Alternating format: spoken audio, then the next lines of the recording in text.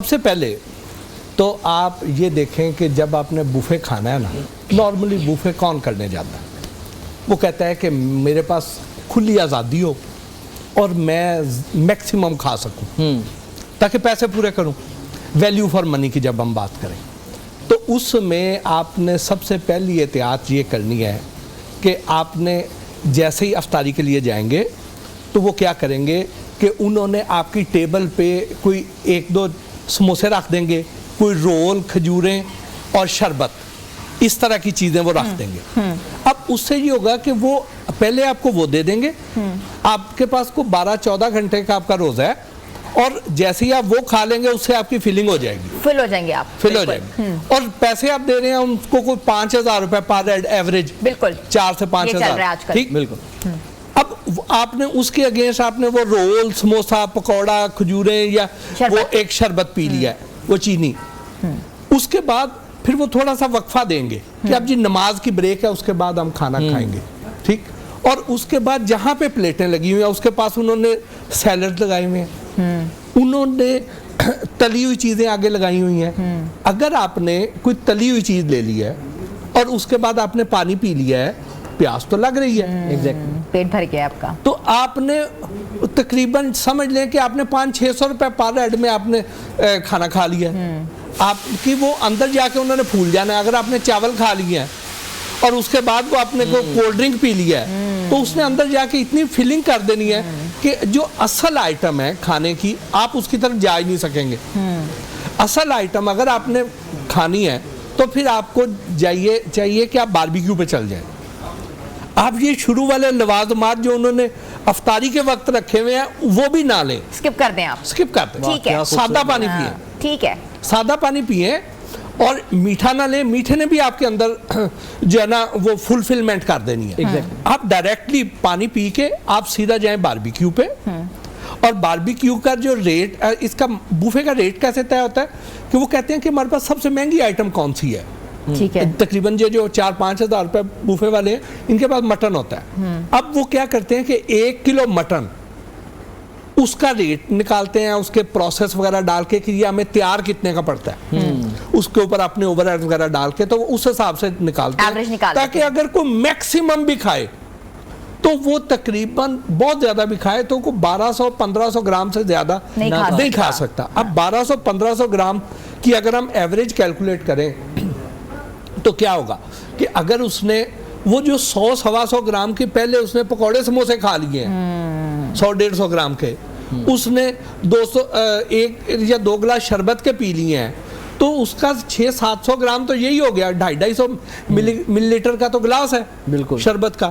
اچھا میٹھا بھی ہے اور وہ جوس بھی نہیں ہے، وہ پاؤڈر جوس ہے جس میں اس کا صرف فلیور ہے اور مٹھاس ہے جی، اور اس میں کوئی افادیت نہیں ہے۔ اس کے بعد اگر آپ نے لے لیے ہیں جا کے کوئی آپ نے فش لے لیا، سپوز جو فش ہے یہ بھی مٹن سے سستی ہے، آئی تھنک فروزن ہوگی فش جی، اب وہ جو ہے وہ سستی ہے، اور اگر وہ تلی ہوئی ہے تو اس نے تو بہت زیادہ اس نے تو اندر آپ کی وہ جگہ گھیر لینی ہے، کیونکہ اس کے بعد آپ کو پیاس لگنی ہے، آپ نے اور زیادہ پانی پینا ہے۔ اچھا اب اس کو ڈھانپ کے رکھا ہوتا ہے تو گرم گرم آتی ہے، جب وہ ڈش میں ڈھانپ کے رکھیں گے تو وہ اندر سٹیم نکلے گی، اس نے سارا موائسچر ایبزارب کر لینا ہے، اس کی وجہ سے اس نے اور اپنا ویٹ گین کر لینا ہے۔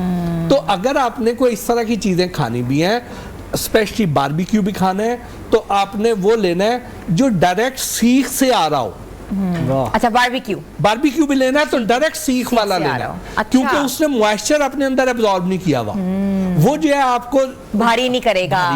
اچھا بھٹی صاحب یہ بڑی زبردست آپ نے بات بتائی، میں چاہ رہا ہوں ویورز کو نا یہیں سے کنیکٹ رکھیں کہ جیسے لیٹس سپوز ہمارے ویورز ہیں، ہم نے بوفے پہ جانا ہے، پہلے پانی پیئیں، اس کے بعد پھر ڈائریکٹ باربیکیو پہ جائیں اور روٹی نہ کھائیں اس دن، نان نہ کھائیں بھئی۔ اگر آپ نے نان کھا لیا ہے تو نان نے پانی کے ساتھ پھول کے تو اندر سارا میدا تو اس نے آپ کا وہ بھر دینا ہے، افارا ہو جاتا ہے۔ اس کے بعد اگلے دن آپ نے دعائیں کرنی، یا اللہ یا نان کاٹ لیا یا جان۔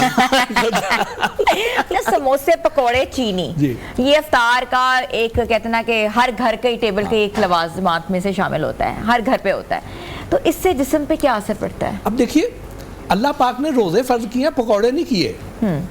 लेकिन पकौड़ों के बगैर रोजे हमारे होते ही नहीं है। ये एक रिवायत बन चुकी है।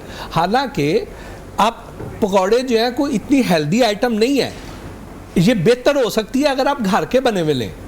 अगर आपने बाजारी लेने हैं ना, तो बाजारी पकौड़े समोसे जिन दुकानों पे रश है ना, उधर आपने जाके क्या चीज़ देखनी है? सबसे पहली चीज़ तो ये देखनी है कि उसने जो ऑयल है वो कौन सा इस्तेमाल किया है। अगर तो उसके पास आपको ऐसे नीले या पीले रंग के या सफ़ेद रंग के प्लास्टिक के कैन पड़े हुए कढ़ाइयों के पीछे तरफ नज़र आ रहे हैं, तो इसका मतलब ये है कि वहाँ पे खुला घी या कुकिंग ऑयल इस्तेमाल होता है, और वो सेहत के लिए अच्छा नहीं है।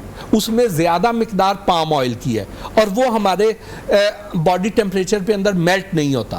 तो इसका मतलब ये है कि हम दिल की बीमारियां घर लेके आ रहे हैं। दूसरा ये है कि आपने ये देखना है कि जिस कढ़ाई में फ्राइंग हो रही है, तो उसकी जो छत है, ऊपर छत पर से अगर तेल टपक रहा है, अच्छा ठीक है, छत पर से, क्योंकि ये इसके फ्यूम्स उड़ते हैं, छत पे जाके डिपॉजिट होते हैं और वहां से कतरों की सूरत में वापस ब्लैक, ठीक है।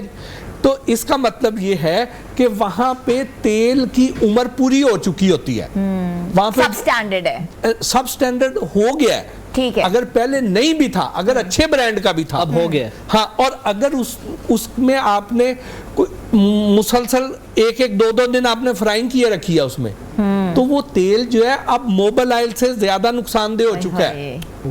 तो इसलिए आपने करना ये है कि आपने गौर करना है कि जिस कढ़ाई में वो पकौड़े या समोसे फ्राई हो रहे हैं, अगर तो नीचे आग वाला धुआं है ना, एक उस कढ़ाई में से भी धुआं निकल रहा है। अगर उस कढ़ाई में से धुआं निकल रहा है तो वहां से आपने समोसे पकौड़े नहीं खरीदने, क्योंकि जो तेल रैंसिड हो जाता है तो फिर उस तेल में से भी धुआं निकलता है। अच्छा, अब वो तेल जो है उससे बेहतर है कि आप मोबाइल ऑयल में फ्राई कर लें। अच्छा, उससे बेहतर है कि आप मोबाइल ऑयल, लेकिन उसमें ना करें ना, उसमें वो वाला ना खाएं। तो अगर आपने बना के खानी है तो कोशिश करें फिर घर वाले खा लें। अच्छा बताएं ना, एक गरीब आदमी है, वो क्या करे? देखिए उसके लिए कितनी मुश्किल है। अगर वो मजदूरी करके आ रहा है, रास्ते में अगर अपने लिए कोई चीज़ खरीदना चाह रहा है, तो उसके लिए तो ये चीज़ें मैटर ही नहीं करेंगी। वो तो कहेगा जहाँ से मुझे सस्ता मिल रहा है मैं वहाँ से लूँ। अब उसके लिए तहफ़्फ़ुज़ हमारे हुकूमती इदारों ने करना है, उसके मफादात का तहफ़्फ़ुज़ हुकूमती इदारों ने करना है कि वो चाहे बाहर से ख़रीदे चाहे घर पे बनाए, तो उसके पास जो चीज़ हो वो मेयारी हो। तो पंजाब फूड अथॉरिटी भी छापे मारती है, और वो जाके देखती है कि अगर तो ये तेल इसका रैंसिड हो गया, इनके पास मीटर है, रैंसिडिटी मीटर, ये जाके चेक करते हैं। लेकिन हमारा प्रोग्राम सिर्फ पंजाब में तो नहीं देखा जा रहा, पूरे पाकिस्तान में देखा जा रहा है। तो कराची में, बाकी शहरों में, पेशावर में, कोयटा में और इतने शहर हैं, सखर, हैदराबाद, तो क्या वहाँ पे आप लोग जो वहाँ पे ख़रीदारी करते हैं तो आपने ये निशानियाँ खुद देख लेनी है। तेल की रंगत आपको देखने से पता नहीं चलनी, क्योंकि कढ़ाई का रंग ही काला हो चुका है, लेकिन आपने ये देखना है कि उस तेल में से धुआं तो नहीं निकल रहा। अगर तेल में से धुआं निकल रहा है तो वहां से आपने खरीदारी नहीं करनी। और फ्रूट चाट आपने बनानी है तो घर पे खुद बनानी है।